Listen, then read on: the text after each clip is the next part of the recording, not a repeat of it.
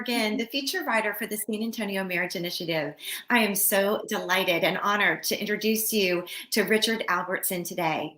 Richard is the founder and president of Live the Life, a marriage and family organization based in Florida.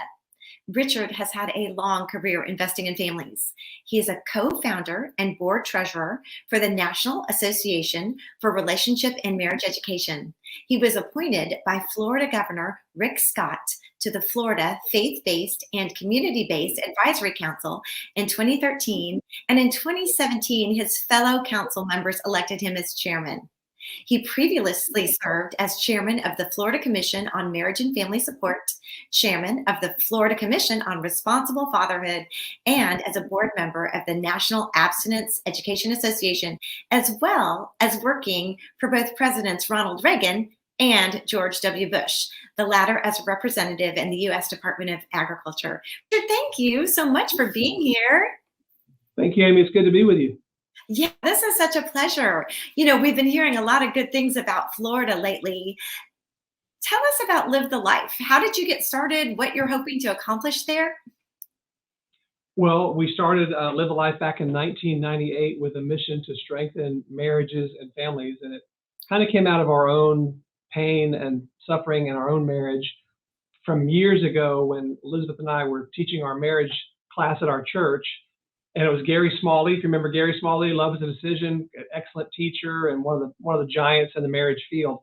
And so we're watching that. We're teaching this class with our church. And one of the questions was, how would you rate your marriage on a scale of 1 to 10? And I gave it a 9.5. And Elizabeth, my wife, gave it a 2. And I was like, honey, 10 is the high score, 1 is the low score. I was not very happy with the score because we're teaching the class at our church, And she says, I know 2's the low score and 10's high. I'm like, wow, Houston, we got a problem here. So I was kind of an idiot, and I got a legal pad out, and I started to write down a lot of suggestions on how Elizabeth could get her scores up, how she could be a better wife. And I had all kinds of suggestions on how to make her a better wife. So that kind of backfired, and she said that if things didn't change, she wanted a divorce. And that kind of led us on this path and this journey that we went through and trying to figure this out. And I was very frustrated with her. Why are you messing up my life and going to ruin our kids' lives? And you're throwing everything, out the window. And I don't understand. I'm just very frustrated. And we didn't know what we were doing. So we were like crawling around on the ground looking for crumbs. And so that's when we found Gary Smalley and some of these other programs are out there. There wasn't as much back then when we had our marital crisis. And so we got through it and we dodged the bullet. We did not get divorced, but it made us very passionate. And that's why we started Live a Life several years after that, because we didn't want other couples to go through what we went through and not have the help and not have the resources. So that's kind of how it got started. Yeah. And you started, one of the things we really started with was that Hope Weekend, right? A real marriage intensive. Tell us about that and how that makes a difference. Well, yeah, working with couples in crisis is that's heavy lifting. And you're getting in people's stuff, you're getting in their damage and their mud and their sin and all the drama, and it's very hard to do. So we realized we've got to move upstream. We can't, that we got to get people before they're in this crisis mode. So that's when we started doing, Adventures in Marriage and Power of Us and programs like that, just to kind of help couples learn the skills of how to have a strong, healthy marriage. And then we thought, well, we got to get them before they're married because there's already so much drama and trauma and issues and stuff and broken relationships before they even get married. We got to get them when they're dating, and we got to get them when they're engaged. And then we said, we need to get them when they're in high school. And then we need to move upstream even further to middle school, because helping people get a good foundation for lifelong marriage, this is not something that we're really taught. So we're trying to change that. We're trying to normalize relationship and marriage education. So it becomes, it's just something everyone should do. We want to have a healthy relationship. Everyone should go through relationship and marriage education. So we just kept moving upstream, until we got to the place where, okay, we're in middle schools now. So right now we're in, I think, 40 or 50 middle schools and high schools across the state of Florida. And you are across the state of Florida with all of these different resources, it's not exactly cradle to grave. It's, kind of that concept of a comprehensive approach. Let's talk about some of the things that you're doing and, as it's been scaled across Florida. Well, yeah, the program there, you're talking about the True North Project, where we go into those schools and we teach couples, young people, how to have healthy relationships. What are some of the boundaries? What are we looking for in a relationship? And what are some of the relationship red flags? We teach the sequence of success, if you've heard of that. It's a lot of research has been done on sequence of success, which basically says if young people will do four things in this order: get your education, get a job, get married, and then have children. If you do things in that order, you have dramatically different outcomes in life. Your chances of being in poverty drop 97%. So if you, it's the best anti-poverty program in America that no one's ever heard of. And they've just done even more research on this just a couple of years ago, and they found that people who are in poverty, if they will follow the sequence of success, almost all of them get out of poverty by following those four simple things. So you talk about that, and most middle school kids and high school kids, they've never heard of that. Yeah. They've never heard of the sequence of success. No one's ever pointed that out to them. So we need to do a better job of pointing our young people to a magnetic north. There is a better path. There's a way to do this, and if you do it the right way, you're going to be happier. Your boyfriend or girlfriend's going to be happier. Someday your kids are going to be happier.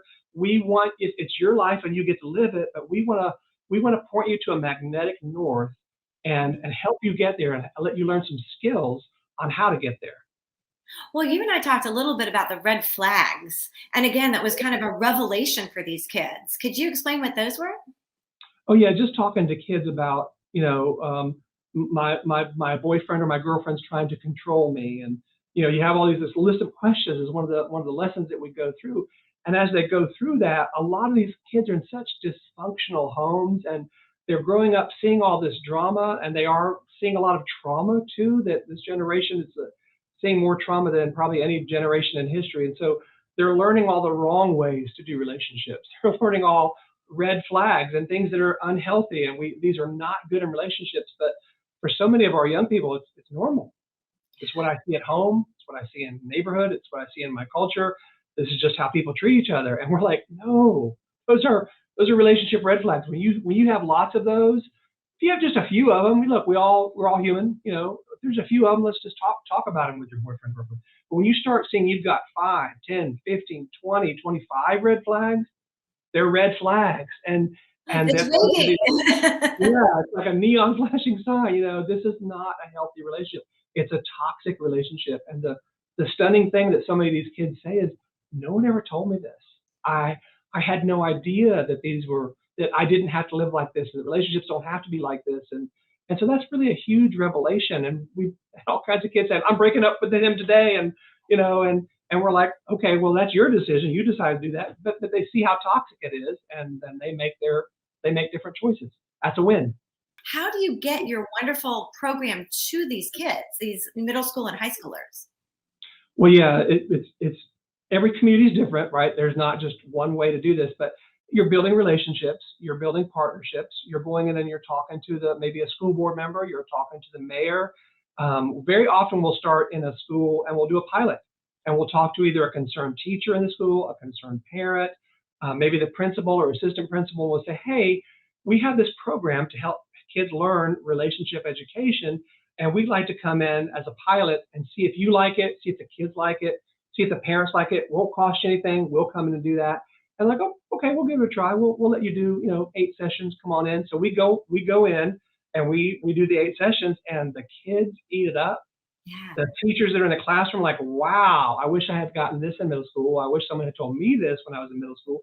The principals will come in and keep an eye on what we're doing, and they're like, wow, this is really an outstanding program. And so that pilot approach usually works pretty well. And then they're like, well, can you come back, next month and do it again with this group and that class and this one, and then they'll talk to other people at other schools, and then that school picks up the phone and says, hey, can you come over to our school and do that? And then before you know it, it kind of spreads out and goes all over the place. And that's very encouraging because it spreads like wildfire. I mean, I think I told you the one school that we have in Fort Lauderdale High School, is an inner city school, and that's one of the places where we started and we did that pilot program. Today, there are 1,000 kids on the waiting list to get into our class at Fort Lauderdale High School. So That's a huge opportunity, and it's a challenge for us because we're trying to find a way. How do we get more instructors? How do we get more people in there so we can go into that school and meet the needs of those 1,000 kids that want this? And by the way, the attendance in that class, this is a class with high, kids not showing up for school and, playing hooky and low attendance. But not for our class. They show up, they want to be there, they're engaged, their eyes are opening, they're listening. They want this. Kids want this. They want to learn how to have healthy relationships. We all want to know how to do this, right? Everybody wants to have healthy relationships, but most people just don't know how. Yeah, well, you had mentioned that to me, and it really kind of was a revelation to me that a high schooler would be that interested, that would change their attendance pattern to school. But I mean, that's wonderful. And that's the way you've been changing communities. I know there's another important population there. In Florida, it's a common population for us in San Antonio, but of course nationwide, are military families. And you've taken your programs, the Adventures of Marriage and the program, and you've translated it out the military. Tell us about what that means for the military people. Well, the military families are under a lot more stress. They'll have deployments, and they're overseas, and then they come home, and there's a lot more strain on there. These are high pressure jobs. I mean, we do some work with the special forces, and they're flying drones that are killing people, and they're very serious stuff that they're doing, very heavy stuff. And then they come home and, Daddy, look at the picture I drew in kindergarten today, and they've been shooting at the bad guys all day. And so it's just that transition and learning how to help them work through that, and how to switch those gears and go into a different zone, helping them. And the military is very concerned about loneliness, because that has to do with suicide. The suicide rates in the military are at record highs. Largest number of people ever committing suicide in the military. It's kind of very concerned. So what we tell them and we show them is that loneliness is a huge contributor to suicide. When you have a sense of loneliness, that I'm hopeless and I don't have any relationships and I'm all alone in this world, you're much more likely to suicide. So we ask, one of our questions on our evaluations is, how I feel lonely right now.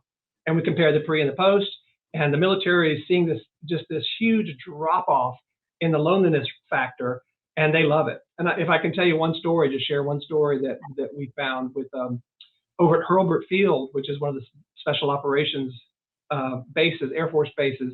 And they had a guy come in to one of our Adventures in Marriage weekends, and his wife had already made up her mind that she was going to file for divorce. Mm-hmm. Yeah, I'll go to that stupid class because I'll be at the beach for a couple of days, stay at the hotel, stay at a nice place. But after the weekend, I'm filing for divorce. I'm going to serve my husband papers on Monday. And her husband got wind of the fact that he was going to have papers served, so he was not happy about that. He had already made up his decision that he was going to kill himself on Sunday after the retreat, because no sheriff's deputy was ever going to knock on his door and serve him papers. Wow. Well, they went through the Adventures of Marriage, and they started talking, they started bonding, they started connecting, they started learning how to communicate, they learned how to resolve conflicts, they had several aha moments, they were able to get all these breakthroughs. They had some coaches that were there helping them learn how to do these things the right way. And by the end of the weekend, they're hugging and kissing, and they just totally transformed their marriage. And then you fast forward a year later, and the chaplains told us the story. They said that guy came up to us a year later and said, "You know what, chaplain, I got to tell you, you didn't just save my marriage, you saved my life, because I had already made up my mind I was going to kill myself if she served me those papers." And then when we mentioned that story to one of our chaplains, Chaplain West, on one of our podcasts, he said, "Richard, that story happens all the time. We've lost count of the number of people that have said those exact words. It didn't just save my marriage, it saved my life." So man, that's heavy, and I love it, because we're helping these couples. We're helping these military couples that are serving and sacrificing for us, for you and me and my family. And to be able to help them and help them get to a better place and keep their family together, that is the best feeling in the world. Wow. Well, Marriage Champions, I don't think there's a better inspiration than to want to connect with Richard and live the life, to figure out how, to do the Adventures in Marriage, whether we do a weekend or, teach it at your class, at your church. And That's another thing too. Live the life. You have a really easy on-ramp for churches because that's what you love to do, right? Is to scale and help other people do it, not just you and your wife flying down there to try to do it. Tell us about your church program, how you empower churches. Well, yeah, because there's no way we can do this all by ourselves. There's only one of us or our staff, and we realized that if you really want to replicate this, you've got to show other people how to do it. So what's one of our niches is we'll go into the churches, we'll show churches how to do it. We kind of consult them. We do a lot of the same things that Sammy does. We'll go in and we'll talk to them, say, hey, what are you interested in? Do you want to start with a premarital program before they get married? Do you want to focus more with your middle school kids or high school kids? Do you want to just kind of do marriage maintenance? Or do you want to do troubled marriages? Because there's a lot of concern about some troubled marriages, and they don't know how to handle troubled marriages. And I typically tell them when I'm consulting, well, if you want to start with troubled marriages, we can do that, but that's the heaviest lift. That's the most difficult thing to do. How about we start with something a little bit easier, a little bit lighter, and just start somewhere and helping those churches? Because most churches, they believe in strong marriage. They want to do it. Maybe the pastor's got some training and some premarital education and premarital counseling, but most of them are not really equipped to take this to another level and show couples how to do it. So we go in there and help them learn how to do it. Whether it's our program or somebody else's, there's other great programs out there. It's not just ours. Well, I love that because that's something that you talked about the how to do it. Because like you said, you can read books, but if you can't get it down to your feet and your heart to really make a difference, we had talked about that. How do you help people make a difference? Well, yeah, one of the vice presidents of Chick-fil-A said once that 95% of human beings cannot operationalize what they know. And I thought about that, like, wow, that's really true. I know I need to lose weight, right? I know I need to be a good husband. I know that God hates divorce, right? Well, how do I operationalize that? How do you implement a strong marriage? And we've got a lot of really good content out there in the Christian world. And one of the issues I have with that is that it's all knowledge. It's good knowledge, and we're teaching couples really good biblical information. But if you don't show couples how to operationalize the gospel, how to operationalize the scripture, you're not really helping them. So the way you operationalize it is through the skills, learning practical skills. How do I communicate in a healthy way? How do I resolve conflict in a healthy way? How do I work through empathy and learn how to bond and attach and connect with my spouse? Very practical skills that everybody can learn. I mean, none of them are, rocket science. None of them are these, you got to have a PhD to figure out how to do these skills. They're very practical that anybody can learn. And once they learn it, they're like, wow, I did pretty good there. And we worked through that issue. And that's kind of nice, because the fascinating thing about the communication conflict resolution is that those are the two primary indicators of whether your marriage is going to last a lifetime. If you don't learn how to resolve conflict and learn how to communicate in a healthy way, your marriage isn't going to make it. So we show them how to do that by learning the skills. And then once they learn the skills, they're like, oh, I can do that. And they feel good because they did it without me. We show them how to do it, but they're doing it together. So it's a very interactive class. It's experience. They're learning how to do it through an experiential learning, because people learn better from experience than me up there doing a lecture and a monologue. So it's just a different shift on focus. I really hope the churches will shift that focus away from the knowledge, which is good, into the heart change and the operationalizing how to do it. I think that will make a huge difference. You showed me this practical little tool that you used. It was a card, and it even just gave you some conversation starters, whether you've been married for 2 years or 30 years. It was something that you could really use to kind of break out of that rut. And you started with affirmation. Isn't Yes. that nice? Oh, Appreciations. Yeah, that's a good one, because, we all hear what's wrong with us. We all hear what's, the mistakes we're making, how we screwed up. And, the average person, when they, I don't know if you know this or not, but the person you talk to the most every day is yourself. mhm. And so for the average person, 70, 80, 90% of that self-talk is negative. Mm. We're very hard on ourselves. We are very tough on ourselves. And then when you add on a spouse that's piling on, and you add on a coworker, and you add on a boss, and all that piling on of that negative, man, it just weighs people down. So just the simple word appreciations, express appreciations in big ways. What are some big things you appreciate about yourself? What are some small things? Hey, honey, I appreciate you taking out the trash. That really meant a lot to me. Thank you for doing that. I would think all these things about my wife. I would think, man, I am so lucky. I mean, I have a smoking hot wife. She takes good care of me. She provides a safe place for me to land. I love coming home because it's a sanctuary for me. And she is just the sweetest person I've ever met. And I am so lucky. I mean, how did a guy like me end up with her? And so I'm so grateful and thankful. But I never told her. A lot of us think, well, I told you I loved when we got married. If anything changes, I'll let you know. But we don't do that. We need to tell our spouse on a regular basis, what do we appreciate about each other? And when you hear that, it creates that bonding and attachment, and it helps keep little things little, because those little things are going to get bigger and bigger and bigger. But we need to hear those appreciations. That's just one of the steps in that daily temperature, and you kind of walk them through a process and show them how to do it, and it's very powerful. Yeah, no, and I loved another step on that was to change a complaint into Complaints with aggressive request. shame. Yep. And again, what a great way to do that, right? Just a simple little tweak of the words. Yeah, because what we very often do in marriage is we tell our spouse what we don't like. I don't like you doing this, and I'm sick of you doing that. This drives me crazy. And we're just giving them the whole kitchen sink of what we don't like. But don't do that.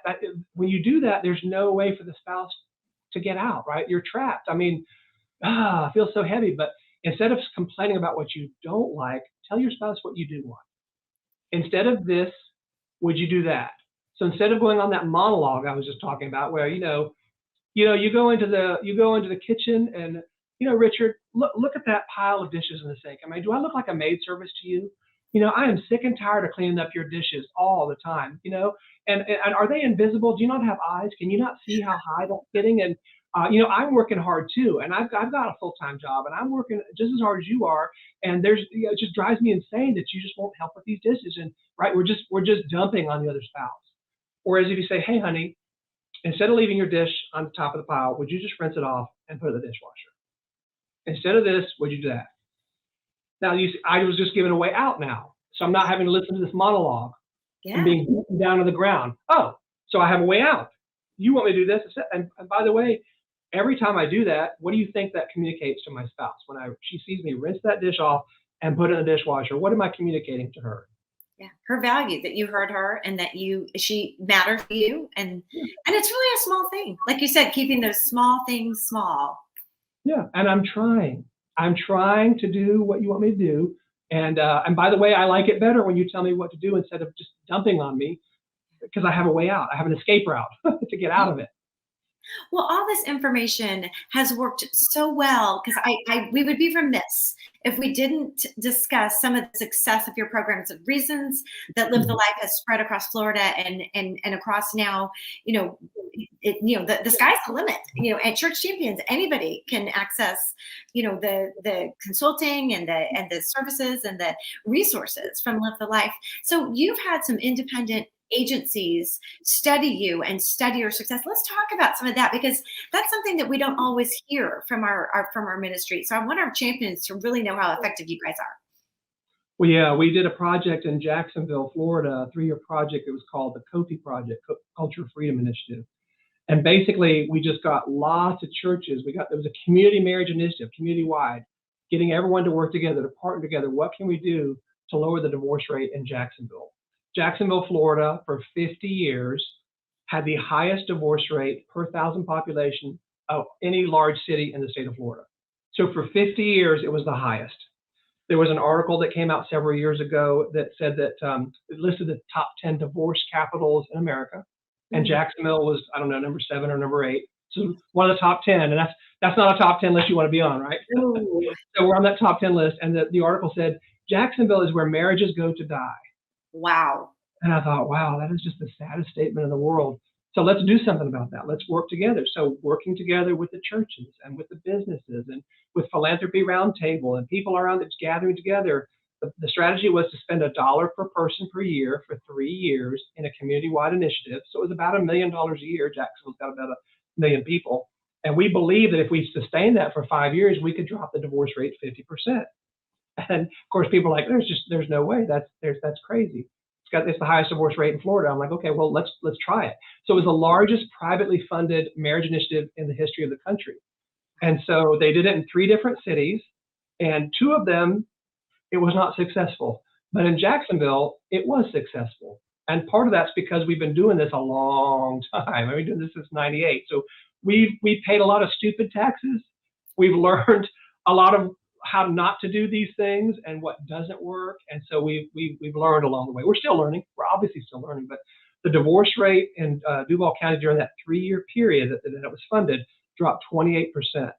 And that was documented by 2 independent researchers, Brad Wilcox, one of the top marriage researchers in the country at the University of Virginia and the Institute for Family Studies, and also Florida State University, their Center for Prevention Research. They both did independent studies of this, and they said, we can't explain this. Jacksonville went from the highest to the lowest divorce rate of large cities in Florida in 3 years, after 50 years of being the highest. We can't explain it. I guess you could say it was something in the water, but the only other real factor in that was the Kofi project. That was the only thing that was different. So we can't explain it, but it sure looks like this was the reason that divorce rate dropped during that 3-year project. So that's very encouraging. There's hope, and there is a way forward. Well, and you, like you said, you tied in partners with the churches. And so our marriage champions, this is where you can be involved. You tied in churches, you used other programs. It wasn't just your program. You just kind of orchestrated all of it to really and you talked about boots on the ground and really reaching people. Do you want to tell us a little bit more about how you actually did that?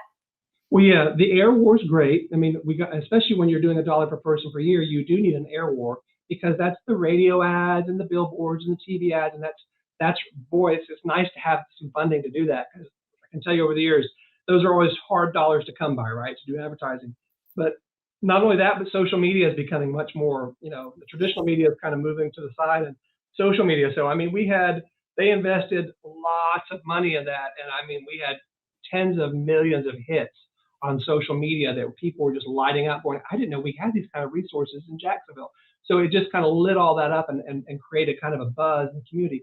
So the air war is great, and that's important. It's a piece of the puzzle, but I would not rely on just the air war. You've got to have the boots on the ground. You have to have the churches plugged in, and you're training the instructors. You're training the churches how to do this. You're training marriage coaches to come alongside those couples. You've got prayer warriors that when they're in crisis, that are, when we have our Hope Weekends, we have prayer teams that are praying for those couples by first name only. We protect their privacy, but all weekend long, we have people praying for everyone at the Hope Weekend to save their marriage and for the breakthrough. So that spiritual warfare is going on for 3 whole days with our prayer warriors. So it's a ground war. It's labor intensive. Getting on, who are the partners? Who go with the goers, right? Some churches are going to say no. Okay, well, you pick up your sandals, you dust your feet off, and you go somewhere else, right? And you just keep building those partners and working through until you get to that critical mass where we've got businesses and churches all working together as one, like Jesus prayed that we would be one. And when we're one, we can do anything. Well, and as we're talking about the success rates, when in Jacksonville and with Live the Life, you also have a pretty startling success rate with your Hope Weekends. Even though they are hard and deep and draining, you've saved a lot of marriages. Talk about your results there. The Hope Weekends, we've been doing those for about 18 years, and those save about 80 to 85% of couples that come through a Hope Weekend, their marriage is reconciled.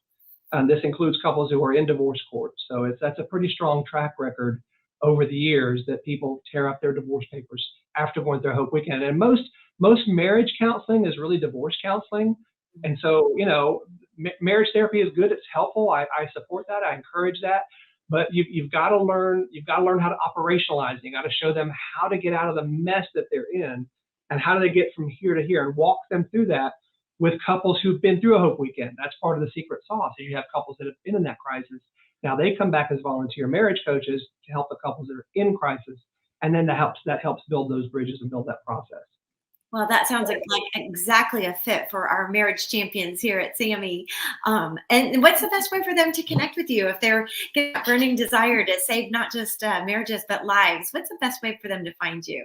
Sure. Just look us up on the web. It's livethelife.org. Like I'm living the life, livethelife.org. Oh, thank you so much. Any last thoughts or any other programs that are kind of in the hopper that you want to give us an advanced sneak peek on? Well, I mean, there's all kinds of stuff. I don't want to take up all your time. I know you got a lot of things, other things going on, but I just appreciate what y'all are doing in Sammy. You're making a difference, and you guys are invested in this. You're all in, and it is impacting, and it's changing the culture there. And so I just take my hats off to you, Carl Caton. I'm a big fan of him. I love hearing that man speak. He just oozes vision, and his heart is. I love that man's heart. I just love to hear him and his passion for marriage and for family. So you guys are doing a great job there. And if we can come alongside and help you in any way, we're partners in this. We're all in this together. We're learning from each other. We want to learn from you, learn from us. How do we get everyone working together? And let's go change the world. Thank you so much for being with us today. We're just so glad to have you. Thanks for letting me be on. I appreciate it. And Marriage Champions, as you want to connect with Richard, you can always find us at samarriage.org.